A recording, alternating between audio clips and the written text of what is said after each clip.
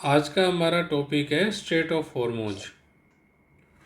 Straight of Hormuz Persian Gulf और Gulf of Oman के बीच में स्थित है। इसके एक तरफ ईरान, दूसरी तरफ ओमान और यूएई स्थित है। हॉर्मुज जलसंधि एक संकरा और अत्यंत महत्वपूर्ण है जो फारस की खाड़ी को ओमान की खाड़ी से जोड़ता है, जो आगे चलकर अरब सागर में मिल जाती है। गुल्फ ऑफ ओमान से आगे इधर अरब सागर स्थित है। यह जलसंधि उत्तर में ईरान और दक्षिण में ओमान और यूएई के बीच स्थित है। स्ट्रेट ऑफ हॉर्मुज की कुल लंबाई लगभग 167 किलोमीटर है। अधिकतम चौड़ाई 95 और न्यूनतम चौड़ाई लगभग 33 किलोमीटर है। जल डमरू मध्य से गुजरने वाले जहाज यातायात पृथक्करण योजना TSS का पालन करते हैं। आने वाले जहाज एक लेन का प्रयोग करते हैं तथा बाहर जाने वाले जहाज दूसरी लेन का प्रयोग करते हैं और प्रत्येक लेन लगभग 3 किलोमीटर चौड़ी है और दोनों लेनों के बीच में 3 किलोमीटर का सुरक्षा क्षेत्र होता है। अर्थात एक रास्ता ये है, एक रास्ता ये है। दोनों रास्ते 3-3 किलोमीटर चौड़े हैं और दोनों के बीच में 3 किलोमीटर चौड़ा रास्ता है। इतने संकरे जलमार्ग से विश्व का 20% से अधिक वैश्विक तेल और LPG गुजरता है, जो ईरान, इराक, कुवैत, कतर और यूएई से निर्यात होने वाले पेट्रोलियम के लिए प्राइमरी रूट है।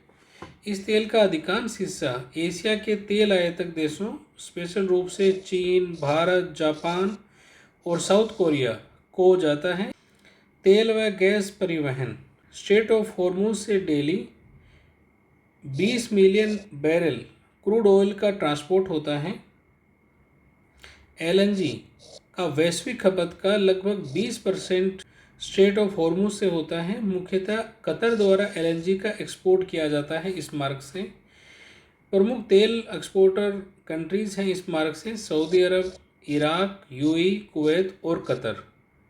प्रमुख आयातक देश हैं जो LNG एंड पेट्रोलियम प्रोडक्ट्स को इंपोर्ट करते हैं: India, China, Japan, south Korea, Europe. Hormuz के नज़दीक सामरिक स्थान हैं। पहला है उसमें बंदर अब्बास, जो ईरान का महत्वपूर्ण बंदरगाह है। इस बंदरगाह पे शाहिद राजी पोर्ट है, जो ईरान का मेन कंटेनर टर्मिनल है। यहीं पे ही IRGC नौसेना का बेस है। IRGC का अर्थ है इस्लामिक रिवोल्यूशनरी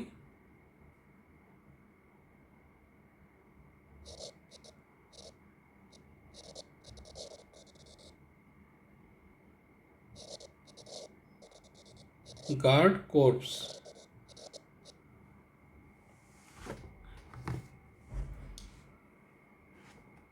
अगला है खार्क आइसलैंड। यहाँ से ईरान का 90% तेल का एक्सपोर्ट होता है, जो पाइपलाइन से जुड़ा हुआ है और ईरान का एक इम्पोर्टेंट टैंकर लोडिंग टर्मिनल है।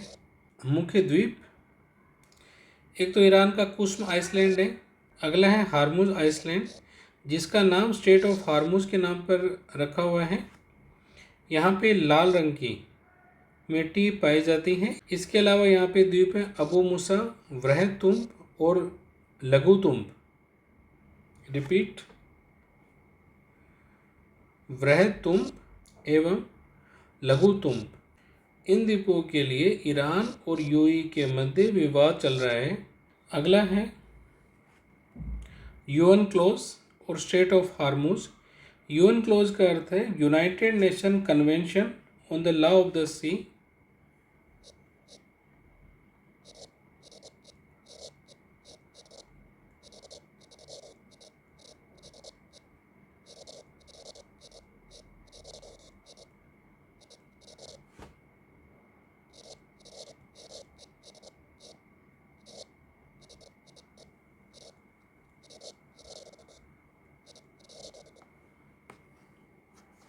UN क्लोज को हम अलग से एक टॉपिक के अंदर पढ़ेंगे। स्ट्रेट ऑफ हॉर्मुज एक अंतर्राष्ट्रीय संधि है। यहाँ पे यूएन क्लोज के तहत ट्रांजिट पैसेज लागू है, अर्थात सभी देशों के लिए जहाज़ों और विमानों को निरंतर तेजी से और बिना बाधा गुजरने का अधिकार है। इसे किसी देश द्वारा सस्पेंड नहीं किया जा सकता, निलंबित नहीं किया जा सकता और यहाँ से युद्धपोत और पनडुब्बी भी गुजर सकते हैं। ईरान ने यूएन क्लोज पर हस्ताक्षर किए हैं लेकिन रेटिफाई नहीं किया है, यानी पुष्टिकरण नहीं किया है। ईरान का दावा है कि हार्मुज में केवल निर्दोष मार्ग, इनोसेंट पैसेज लागू होना चाहिए, ट्रांजिट मार्ग नहीं। ओमान ने यूएन क्लोज पर हस्ताक्षर भी किए हैं और इसकी पुष्टिकरण भी किया है। ये ट्रांजिट मार्ग को पूर्णतः स्वीकार करता है और मुक्त नौवहन का समर्थन करता है। स्ट्रेट ऑफ हॉर्मुज से रिलेटेड प्रमुख विवाद कौन कौन से रहे हैं? एक है ईरान और इराक युद्ध, जिसको टैंकर युद्ध भी कहते हैं। ये 1984 से 88 के बीच में हुआ था। शुरुआत 1984 में इराक ने ईरान के तेल टर्मिनल, खासकर खार्ग आइसलैंड और टैंकरों पर हवाई हमले शुरू किए। जवाब में ईरान ने खाड़ी के अन्य देशों जैसे कुवैत, सऊदी अरब के टैंकरों को निशाना बनाया ताकि वे ईरान को समर्थन न दे सकें। युद्ध में 400 से अधिक जहाज़ों पर हमले किए गए, 300 से अधिक जहाज़ क्षतिग्रस्त हुए। इस दौरान परिवहन की इंश्योरेंस की कॉस्ट और फ्रेट रेट्स बहुत ही इंक्रीज हो गए थे। बाद में इस युद्ध में अमेरिका की भूमिका हुई। एक तो रहा इसमें ऑपरेशन अर्नेस्ट विल, जो 87 से 88 के जो बीच में हुआ। अमेरिका ने कुवैत के टैंकरों को रीफ्लैग, यानी कुवैत के टैंकरों को अमेरिकी झंडा लगा के किया। यूएस नेवी ने कॉन्वॉय सिस्टम देकर कुवैत के टैंकरों को सुरक्षा प्रदान की। बाद में 1988 में ऑपरेशन प्रेइंग मैंटिस चलाया गया।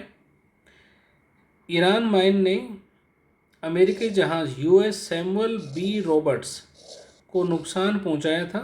जवाब में यूएस ने ईरान के नौसैनिक ठिकानों पर हमला किया और यूएस और ईरान का ये सबसे बड़ा संघर्ष बना उस समय का। अब हम देखेंगे कि स्ट्रेट ऑफ हॉर्मुज के अल्टरनेट रूट कौन कौन से हैं, वैकल्पिक मार्ग कौन कौन से हैं। इसमें पहला है सऊदी अरब की ईस्ट वेस्ट पाइपलाइन, पूर्व पश्चिम पाइपलाइन, जो सऊदी अरब से रेड सी में याम्बू पोर्ट तक है। इसकी क्षमता डेली की 5 से 7 बिलियन बैरल है। यह पाइपलाइन हार्मुज को पूरी तरह बाईपास, रेड सी से क्रूड ऑयल सीधा यूरोप और अफ्रीका को एक्सपोर्ट होता है। अगला अल्टरनेट रूट है अबू धाबी क्रूड तेल पाइपलाइन। इसको यूएई ने इस्टेब्लिश किया है, बनाया है, जो अबू धाबी से फुजरा, ओमान की खाड़ी के अंदर एक पोर्ट तक जाता है, जिसकी जो डेली की क्षमता 1.5 से 1.8 मिलियन बैरल है। अगला अल्टरनेट रूट है इराक तुर्की पाइपलाइन। इसको इराक ने इस्टेब्लिश किया है, जो किरकुक से सेहान तुर्की तक जाता है। यह क्रूड ऑयल को सीधे मेडिटेरियन सी, भूमध्य सागर तक पहुंचाता है। हार्मुज से बचाव के लिए इसकी कैपेसिटी वर्तमान में 0.6 से 1 मिलियन बैरल है पर डे, लेकिन इसकी अधिकतम डिज़ाइन क्षमता 1.6 barrel per day oil transport की है। इस प्रकार अल्टरनेट रूट से ऑयल ट्रांसपोर्ट की कुल वैकल्पिक क्षमता, लेकिन स्ट्रेट ऑफ हॉर्मुज की ट्रांसपोर्ट की पर डे की क्षमता 20 मिलियन बैरल है। अतः वैकल्पिक मार्ग पूर्णतः हार्मुज को रिप्लेस नहीं कर सकते।